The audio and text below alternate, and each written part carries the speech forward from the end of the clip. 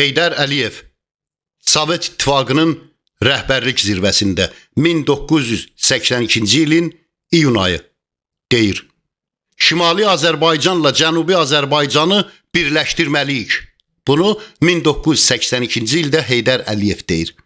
Az sonra, yəni həmin ilin 1982-ci ilin 21 dekabrında Böyük Britaniyanın baş naziri Margaret Thatcher Heydər Əliyevin bu fikirlərinə münasibət bildirərək parlamentdəki çıxışında deyir: Biz Azərbaycanın birləşməsinə qətiyyətlə müqavimət göstərəcəyik.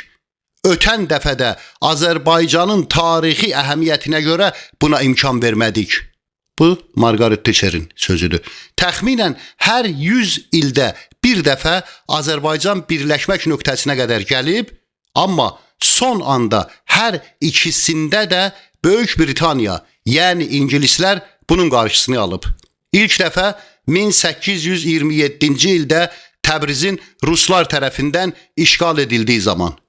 İkinci dəfə 1944-1945-ci ildə, yəni təxminən yenə 100 il sonra Pişəvərinin rəhbərliyi ilə qurulan Azərbaycan Milli Hökuməti dövründə və bugün, yəni 3-cü yüzillikdə İranın parçalanması ehtimalının yenidən qarşımızda yarandığı bir vaxt, insanlıq üçün şər və fitnə mənbəyi hesab etdiyimiz İsrail və Siyonizmin mənafeyinə xidmət edilməsinin qarşısını almaq üçün, daha doğrusu onlara inad olaraq, başda Türkiyə olmaqla biz də bu parçalanmanın qarşısını hələlik ala bilmişik, hələlik. Bundan sonra da ala biləcəyikmi?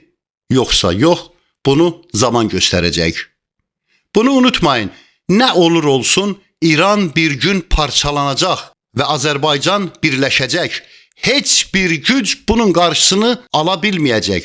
Bu, həm də mənim 40 il uğrunda mübarizə apardığım bir məfkurədir. Amma bugün deyil.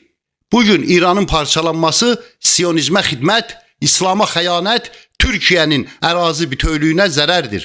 İnanıram ki, Türkiyə bundan sonra 2-3 10 illik indiki sürətlə inkişafını davam etdirsə, ki etdirəcəyinə inanıram, Cənubi Azərbaycanın İrandan ayrılması yolunda heç bir maneə qalmayacaq və həmin gün İran parçalanacaq, bütöv Azərbaycan yaranacaq.